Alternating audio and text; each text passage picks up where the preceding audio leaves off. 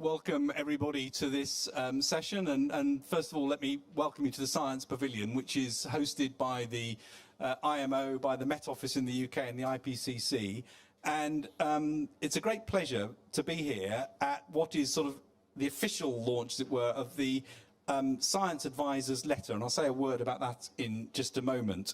But before I do that, let me introduce the other panellists. So first of all, I'm Patrick Vallance. I'm the UK Government Chief Scientific Advisor.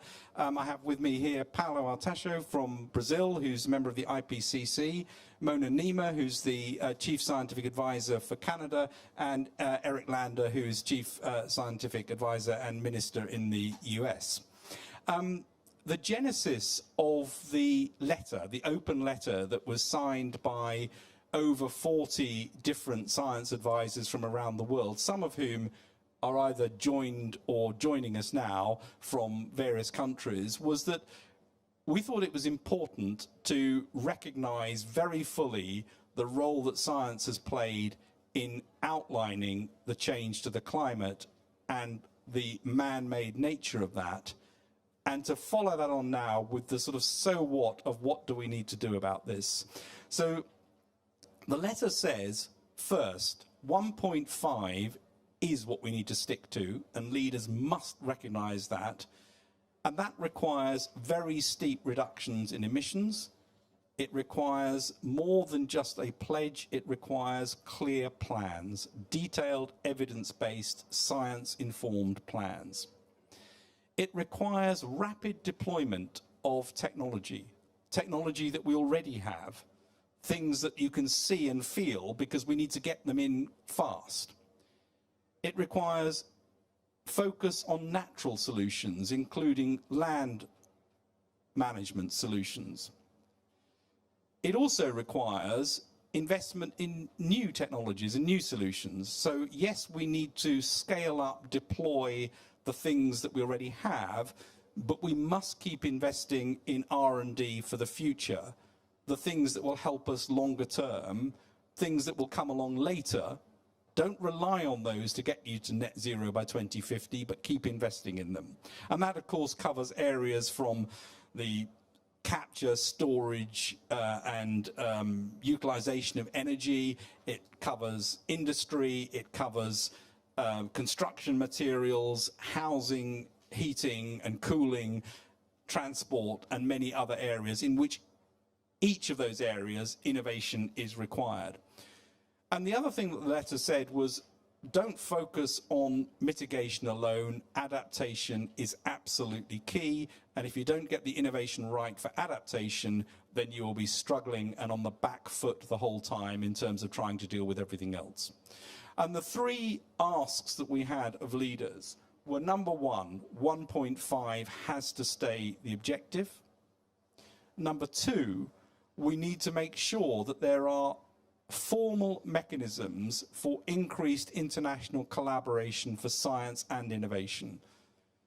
And I'm pleased to say that tomorrow we're going to see some of that laid out as to what they may be, and we need to keep pushing that because this is not a domestic problem, it is a global problem that requires global solutions. And third, as part of that, capacity building across the globe in science and engineering is going to be critical, because this is needed in every country and it's needed for every government to make sure that the advice is based on the science and the technical and engineering expertise that's required. So today, I'm really pleased to have such a distinguished panel here. I hope we are joined by our colleagues who also signed the letter and others. I'll just check that that's actually happened.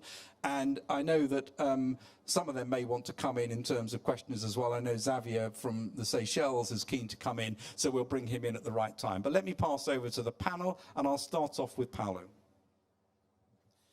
Okay, thank you, Patrick. I think that one of the lessons we can get from the COVID-19 pandemic is that you only can solve global issues with the global initiatives, and nothing more than to tell that you will only solve the issues of climate change with the much more intense than you have today international cooperation. That's a very, very clear lesson and a very clear point.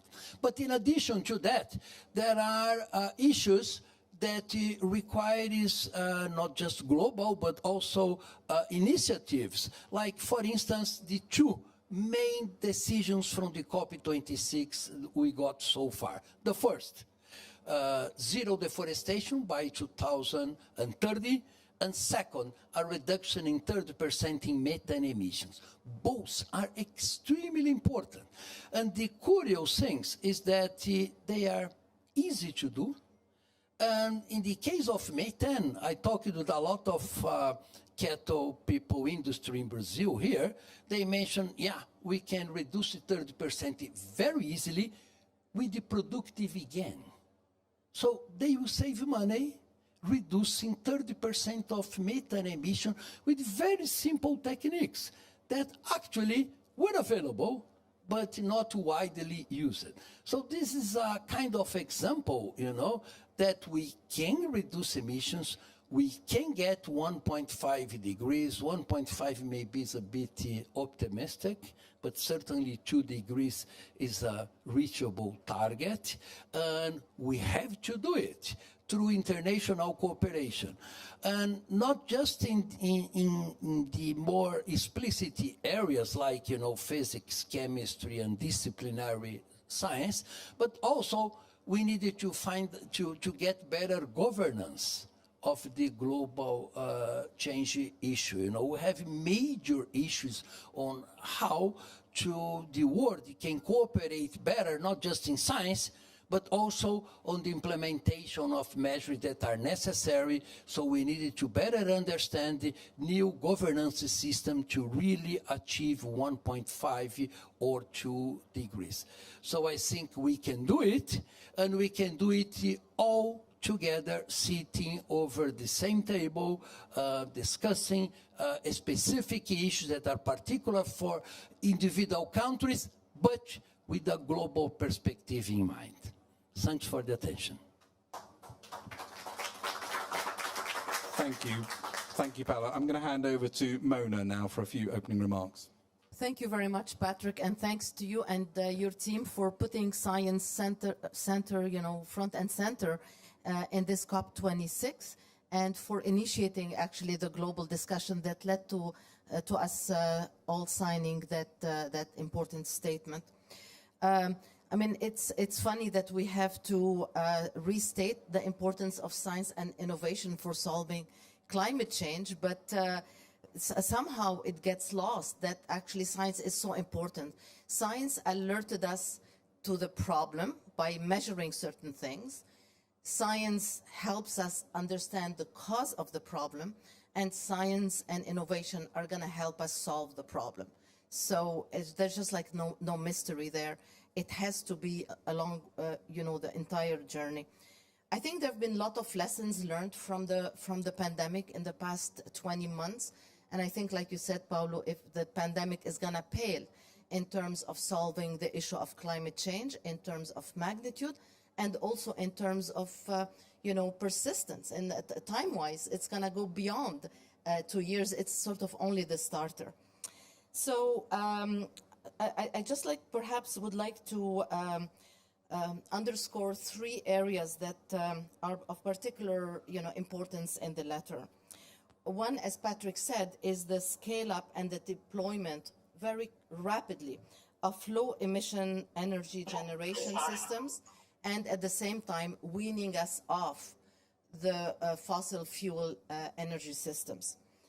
The second is really to enhance the natural ecosystems that will help us store carbon and other greenhouse gases. And in Canada, of course, we have the boreal forest. You have similar important places in Brazil and around the world as well. We also need to ensure that the critical infrastructures and the services that they sustain are remodeled to decrease energy consumption, decrease GHG emissions, and at the same time enhance their robustness and their resilience to climate change, because it's sort of a fight against the clock in all this. So all this is possible, and but we have to do it properly. And I would suggest that how we do it is as important as the final destination. Because if we want to have a just and sustainable transition, we need to do it together with the communities. We need to do it together with everyone. Because there is the technology, but there's also the technology deployment and the technology adoption. And we've seen what happens in this pandemic when people are not brought along the path of science and innovation. So I'd like to suggest that there are 3 elements that we need to pay attention to in our journey. The first one is, like you said, Patrick, is to harness the best minds, and you, Paulo, and not only the scientists are key, but also governance is very important. And we need to encourage collaboration across sectors and across disciplines. In other words, climate change needs the best minds on deck.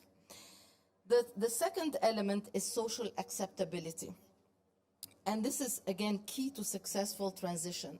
So we're going to need to have social scientists along with the engineers and with the scientists. We need to be sensitive to cultural and local issues. So I think in many aspects, context is going to be important.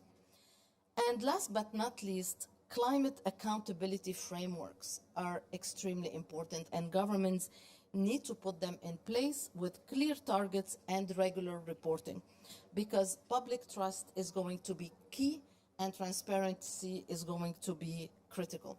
So in closing, I think that I'd like to urge all parties actually to consider the recommendations of our statement. There are no quick fixes, but I think that working together, we can get there. Thank you. Thank you, Mona. Eric, over to you. Well, first, big thank you to everybody gathered at COP and to our hosts from the British government, because putting on a meeting like this under these circumstances is unprecedented, and you've pulled it off and brought the world together to really lift its ambitions and to commit to each other. So just huge thanks to you, Patrick, and to the whole government and the whole team here. And thank you for your leadership with regard to this letter. I am so thrilled to be part of a letter signed by dozens of science advisors around the world, because it underscores that science is the quintessential global partnership. Scientists, wherever we are all in this together. And Mona, as you said so well, it was science that identified this problem. It's going to be science needed at every stage of this problem. And there is one scientific community working together. So I think this statement confirms all of the important points you said, Patrick, that the magnitude of the problem, the urgency of the problem, but also a path to solutions in this problem. Ambitious long-term strategies that emerge from science, international collaboration to accelerate R&D and demonstration and deployment, and ongoing programs to strengthen global research and innovation. I have to say, as daunting as it sounds at any given point, I am an optimist. I'm an optimist because I've seen what's happened in the past. If we think back, over the last decade, we have seen the cost of solar energy, wind energy, batteries just drop dramatically to the point that they are as cheap or cheaper than fossil fuels. And think back, this miracle of cheap and abundant solar power was a crazy moonshot in the 1970s. And back then it was 100 times more expensive than fossil fuels. A decade ago, it managed to get down to 10 times. Today, it's equal, on par, or cheaper. That is amazing, and that is what happens with scientific and technological focus and partnership around the world. And it's a cycle of imagine, invent, deploy, imagine, invent, deploy. And it just builds on itself. And so I imagine right now, if we get clean electricity cheap enough and reliable enough and accessible enough to everybody in the world, we get to make green steel the cheapest steel. and clean fuels the cheapest fuels.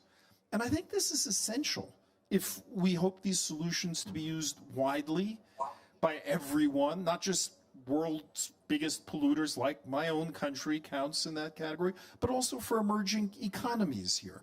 We need this to be available for everybody. We need it not just to get to 2050, but for every decade and century thereafter.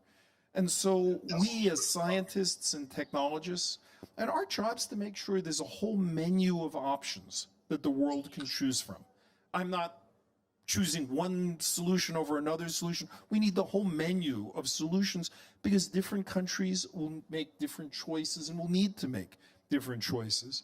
But I am convinced that if we can make sure that the cleanest choice is always the cheapest choice, so it's easy for everyone eventually, then every country can have more energy, not less, and can drive prosperity for everyone without wrecking the planet. How do we get there? Well, we've seen the layers. It takes at the top national commitments, expressing our ambitions. It takes long-term climate strategies, describing what technologies we'd like to have to achieve those commitments. And it'll take national innovation pathways that lay out how exactly we're going to actually have those technologies with the necessary properties and costs and scales, and that's our collective jobs. Not just us as the science advisors, but the whole science and technology community to ensure that there is energetic, ferocious innovation and deployment again and again. So the world is counting on us. I think the science and technology community is coming together and rallying together. We have a lot of work to do, but I've seen progress in this pandemic that we thought was not possible. We've seen progress on so many other fronts. And so I am very glad on behalf of me personally in the United States to stand with all of the chief science advisors who are part of this statement and to stand together with all of you and promise that we will deliver on the assignment. So thank you, Patrick, and thank you to everybody.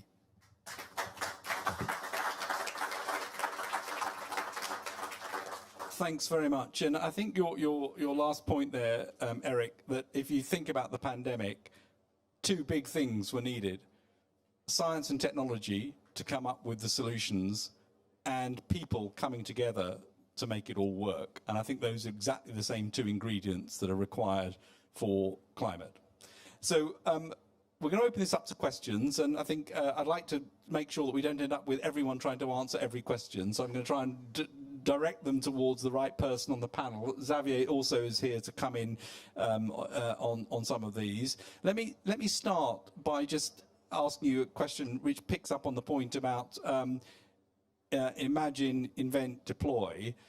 The other side to this is monitoring, and I'd just be interested to get some views on monitoring and what you see as the sort of science imperative in monitoring. Maybe Pablo, you want to start?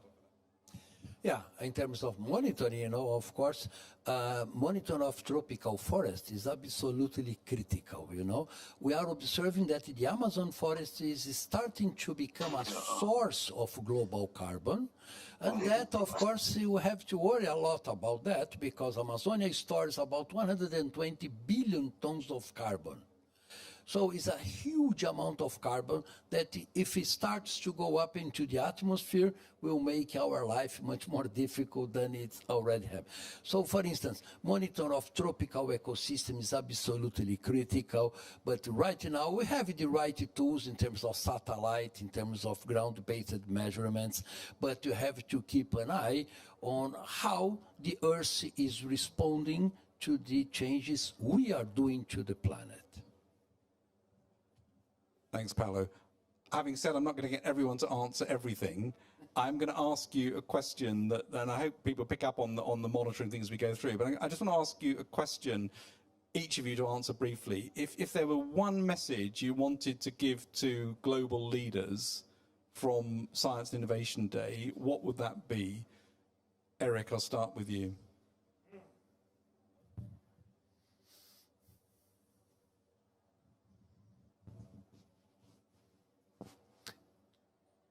If I were to give one message, it would be, this is possible if we hold ourselves accountable, to pick up on this measurement thing.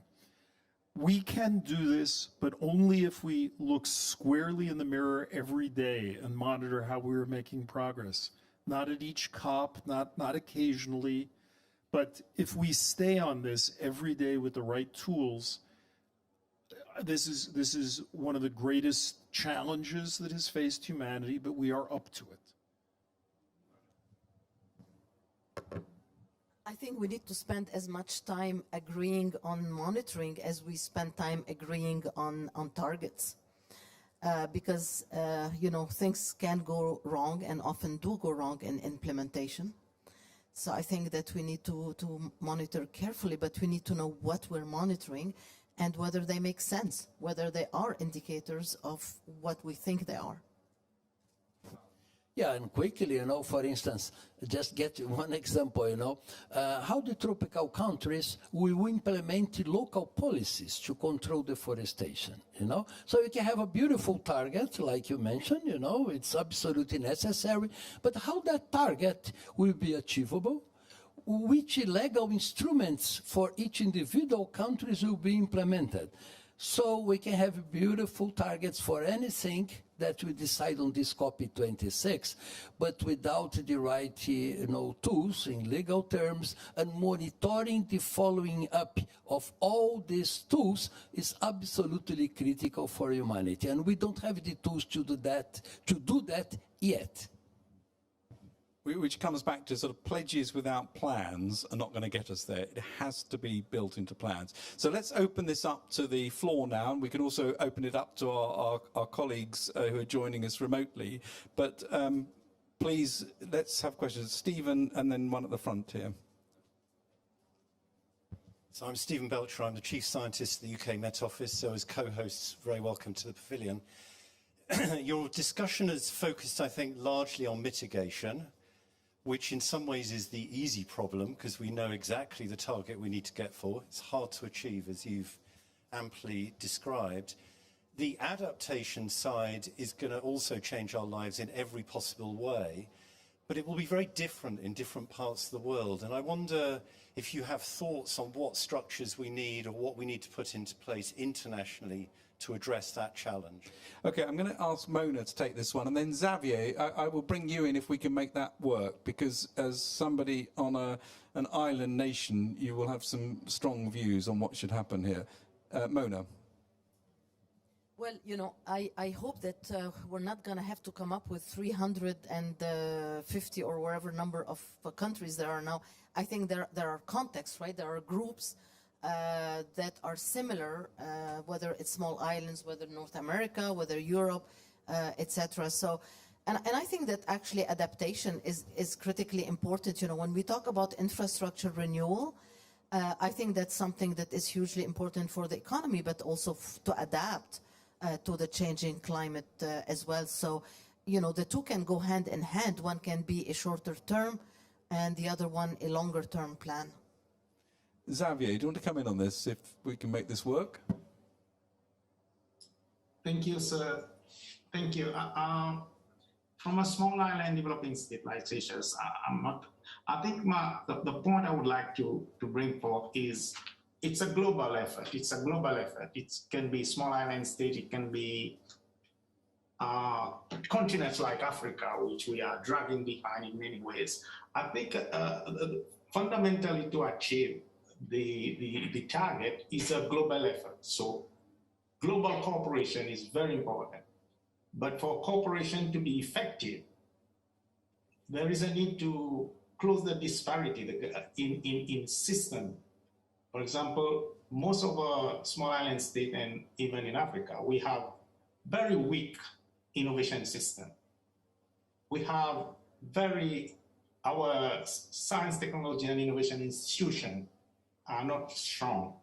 So from the most developed countries, if we have to cooperate for the common goal, we need to also help to build those institutions and also this innovation system to be able to move forward together.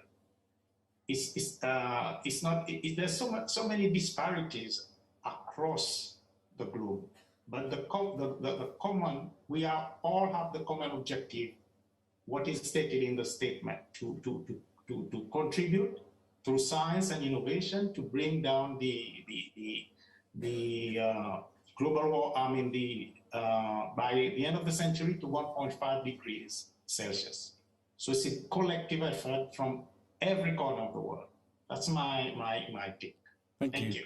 Thanks. So, I mean, capacity building is clearly going to be important. And the other thing, which, Stephen, you'll be very aware of, is the need to actually get more granular modelling of the climate to know what's going to happen in different places, which is an incredibly important part of this. And we have a question at the front here. Thank you. I mean, since you mentioned granular, I also think that we need to look at the solutions in a granular form as well, because for the local adaptation. My name is Naki. I'm one of the 7 chief scientific advisors to the European Commission. And let me just say, I think this is a great step forward that we have this statement. Our chair, Nicole Gorbet, has signed it on our behalf.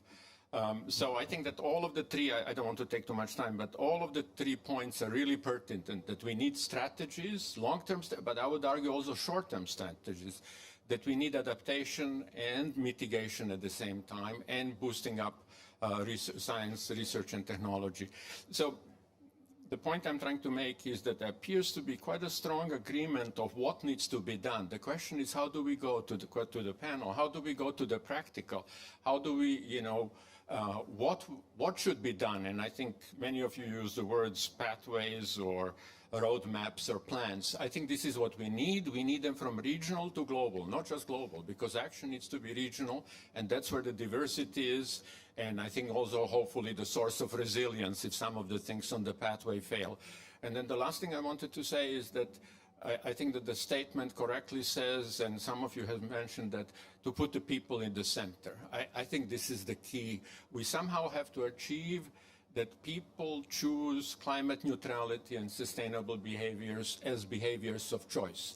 And I think that's the direction. Maybe that's where the pathways and plans can help. Let me just quote Nobel laureate Stiglitz. I've heard him once say in a talk, no plan is a plan as well, but not a good one. Eric, I don't know if you want to come back on this, because this speaks to the sort of making the green choice the easy choice. Well, I think that's right. The ultimate responsibility we have is to make solutions that align with people's needs and aspirations.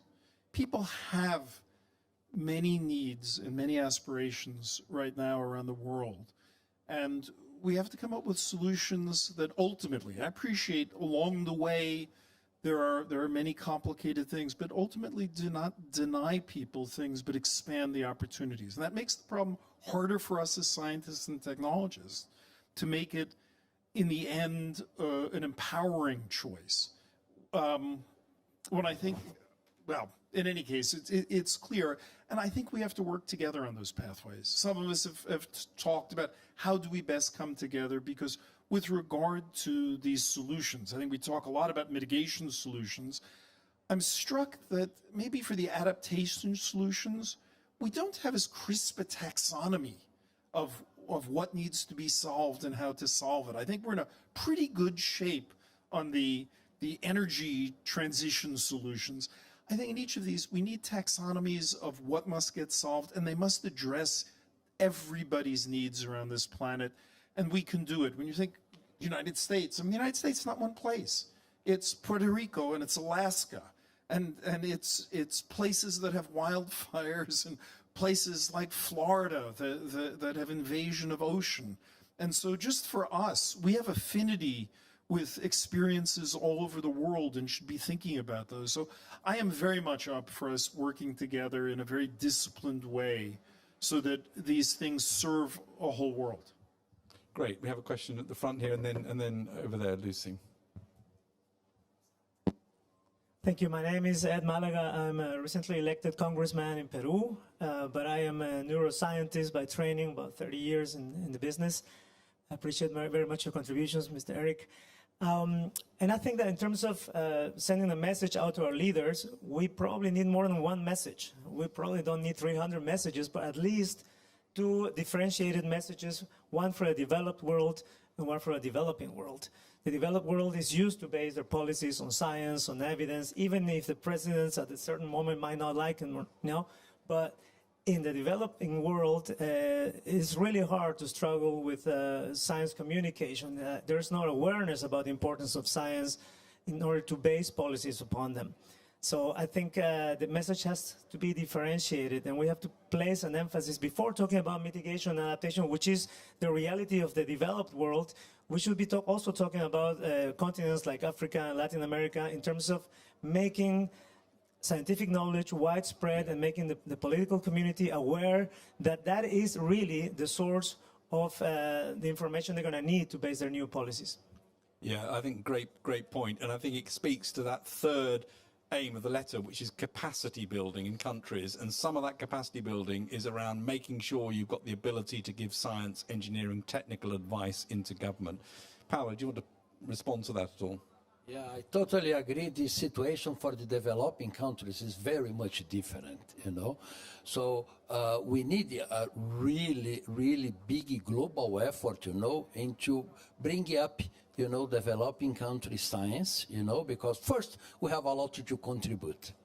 And second, we have to build up, you know, science community to solve our own local problems sometimes, that sometimes cannot be addressed globally, you know. So we need a major effort in this arena, and I think that international cooperation is for sure one of the keys to do that. But as you mentioned, you know, to get more, let's say, to make governments from developing countries understand the importance of science for sustainable development is absolutely critical. Of course, sometimes they have much more urgent problems like hunger, like water, like education, and so on, but they needed to look after that.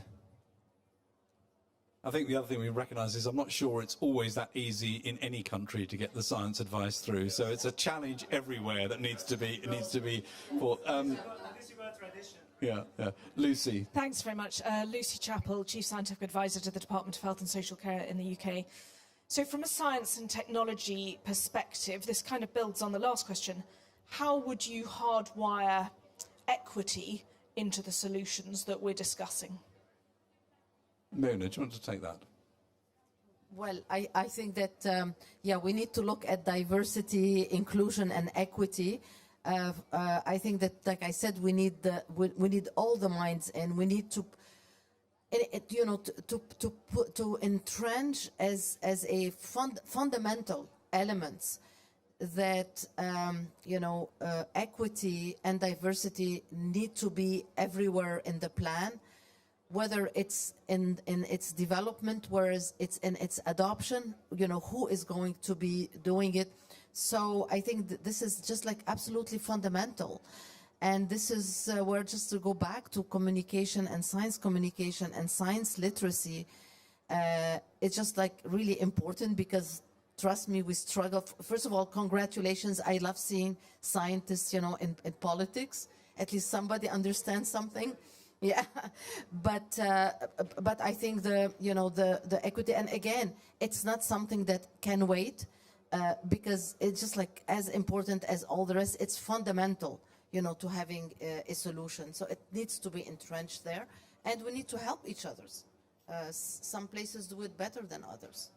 And it's not chance that tomorrow there's a session in Science and Innovation Day exactly on this topic of inclusiveness and gender balance in science, because these things really matter if we're going to get this right. We have a question at the back, and then I'll just look around to see who else wants to come in. Or somebody on screen. You're going to have to point me, Daisy, in the right direction to who it is. There we go. I've got a hand raised there. Fantastic. We've got 3 hands raised, do we? Okay, I can only... Oh, yes, I can. Yep, okay. Right, there we go. Let's take one in the room, and then I'm going to go onto the screen. Larry Moffat, not a scientist, but a concerned citizen. In your introductory remarks, you referred to science and technology together as a unified discipline. But as I see it, science is an academic field and technology is a business. So how confident are you that the technology that we need to develop and deploy will be science-based and not strictly profit-driven, which is what got us in trouble in the first place? Eric, do you want to have a go at that? That was a very courageous move, Patrick.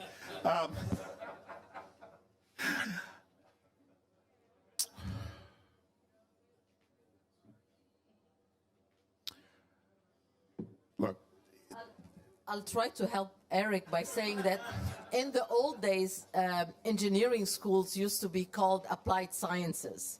So, you know, applications can happen everywhere. And now over to you, Eric, for the rest. yes, okay. Well, that's a solution by renaming. Look, technology does require a lot of public action, because to make progress on technology, I think requires knowledge, a different kind of knowledge, an applied knowledge that does need the public involved. No, we cannot just count on the private sector to solve everything. I also realistically think we need to somehow engage the private sector to do it. And getting that balance right, I think it's fair to call attention to that. It's right to call attention to that. I think part of the reason why we're coming together and talking about responsibility for science and technology as chief science ministers is I think we feel a responsibility for both pieces to make sure that they deliver.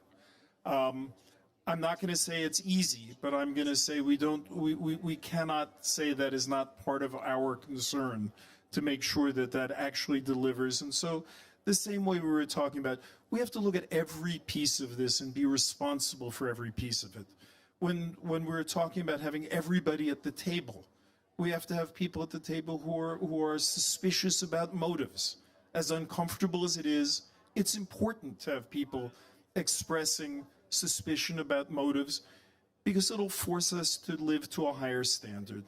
We have to have people who are expressing their concerns from different places in the world so that all of those voices are there.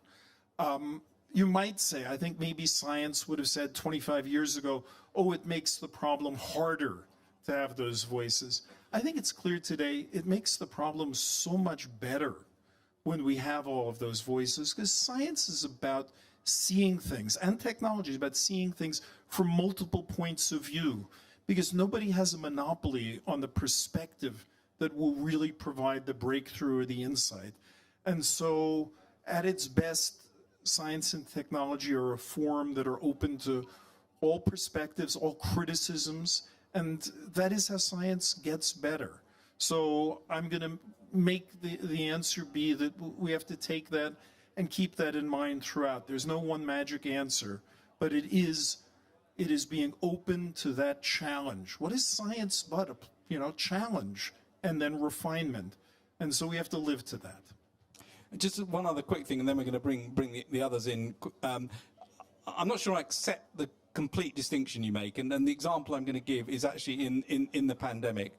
I mean, the creation of a vaccine was not a science or technology question.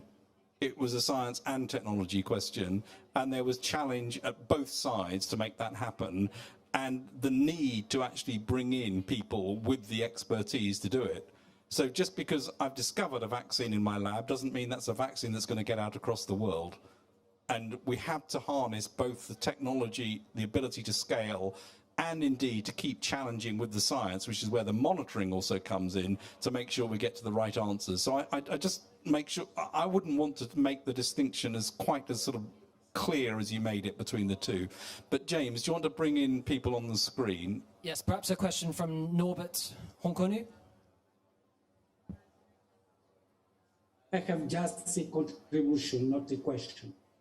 So I would like to emphasize the fact that we should develop science education, science literacy, and inclusive scientific collaboration so as to design a roadmap for this inevitable option. So there is no other way than investing in capacity building, in inclusive scientific collaboration, and developing a science education starting from schools, from kindergarten to institutions of higher learning and science literacy for the general public. It is very, very important from my point of view. Thank you. Thank you. Great point. Let's take the other two, and then I'm very conscious of the fact that, and this is unfair to the people on the screen, but we've actually got cold beers and other things waiting here. So then unfortunately we draw this to a close. So perhaps let's take a question or a comment from Kathy Foley, and then Modesto Montoya, who's had his hand up for a while. Right. Hi, everyone. I'm coming from Australia here. I guess I just wanted to add to Eric and Patrick's answer about science versus technology. And that is that, as I think it's been mentioned already, that science on its own doesn't do anything. It just tells us about something new. And I've been pointing out the importance of what I've called Science Plus, where we have to have the user interface, the design, you need to have the right business model, you have to have the social science so that we have the social license to adopt anything, but also the policy and regulation and even just the business side of things, you know, being able to market, make sure people feel that this is a technology or a product that they or a way forward that they want to use. And I think it's when that all comes together is when we see great outcomes. And as Patrick pointed out, the pandemic, our development of vaccines was very successful. And part of that was also because it was inclusive, it was a worldwide effort, and there were no barriers. I know that there were barriers on a commercial level of sharing IP and that sort of thing. But when it came to actually looking at clinical trials where they were done, looking at what the needs were, what the different technologies were to be able to get a vaccine developed, it really was a global approach, and part of it was all research was openly accessible, and so because all the paywalls between journals were taken down so that everyone could read all the literature, which meant that everyone, everywhere, didn't matter where you were able to see what was being developed. And I think this is something that we may need to think about, is how can we make sure that all the work that is being done, all the science that's being developed is actually available to everyone, so that it's not actually becoming also something which is divisive, so that those who have the funds can do it, but those who don't miss out. So this is going to be a challenge for us, is that equitable approach. Thanks, Kathy. And, you know, one thing worth reflecting is the vaccine's a great success story, but it's not equitably distributed across the world, and that's going to be the same challenge here. And that is absolutely true. That's going to be our biggest challenge, is making sure that those countries that are developing and have low GDPs, we have a way forward to be able to support them. So we've got a choice now. We can take one longish question, or we can go through the three really quick ones. So do you want to, James, you're going to have to guide us through this, bearing in mind we've got to stop in about 3 or 4 minutes' time. Which would you choose. Should we do one, the lightning round? What would you say to your own governments? Should we do that for each of you? Modesto first, and then Kavwanga, and then Peter. You're on mute. Okay, great. Thank you very much. Talking about international cooperation on science and technology, you know there is the Atomic Energy International Agency. This agency supports a project on application of nuclear energy for a peaceful project. The question is the following. Is it possible to propose an international agency for new energies in order to promote research on new technology for energy? That's the question. Thanks, it's a great question. We're going to take all three and then we'll wrap up, James. Okay, Kavwanga. Thank you. I've got a quick question.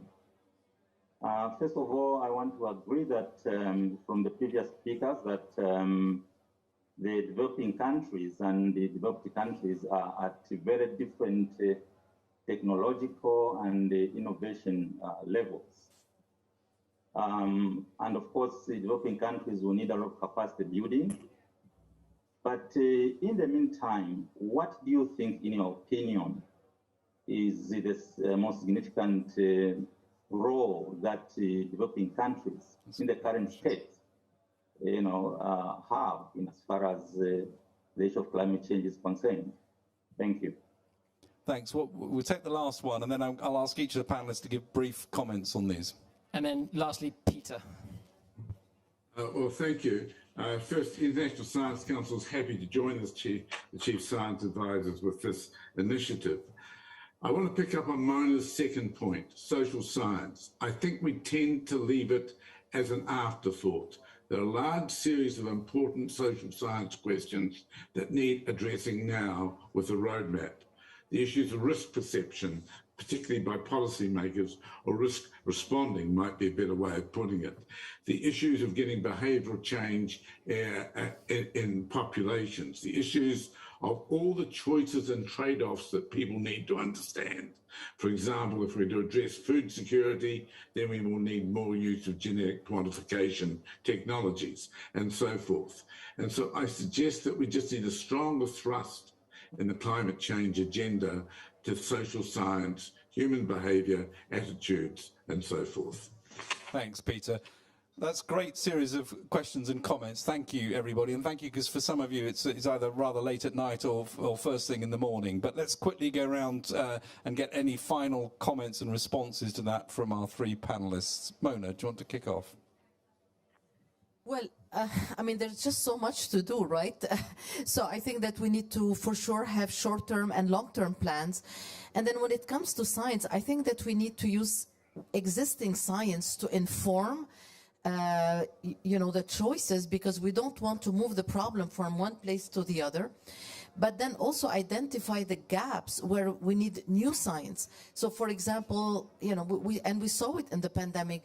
There is a lot of psychological research in terms of communicating risk and all this. They just were not used by most governments around the world. So I think we need to insist on using the knowledge that exists, the science that exists, and identifying gaps where we need to put efforts for new science and new knowledge and technology. Thank you. Let me associate myself with this comment about social science and take it even a step further to trust. We need to earn the trust of everyone. And as scientists, it's not just our job to explain the science and say what the science says. It's our job to listen. And so at its best, science is able to earn trust. And I think we are in a position where we can do that. We must do that. And social science will provide us some guide in how to do it, because it'll teach us about how people hear things we say. And then asking people will teach us about the things that we say. And we must do all of it. But I am optimistic, because I think we all come as scientists with a sense of humility. You can't be a scientist without being humble, because most of the things you try are wrong.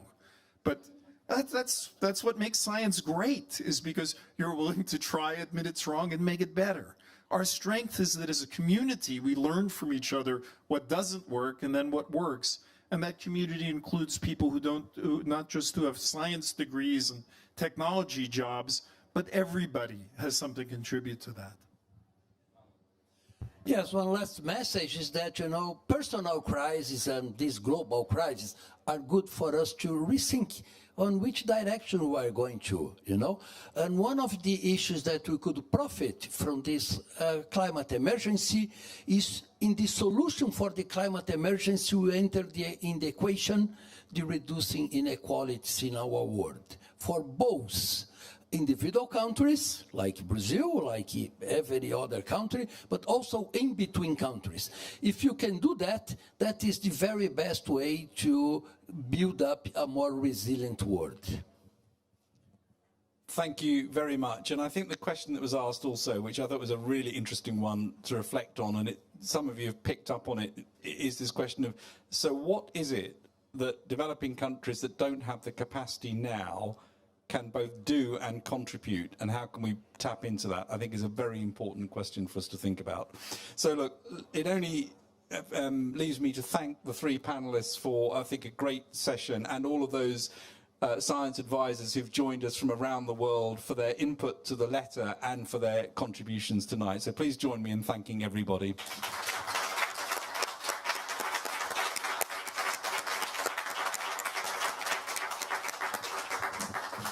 And with that, I will draw this to a close, and there are drinks and some food outside as well. Thank you.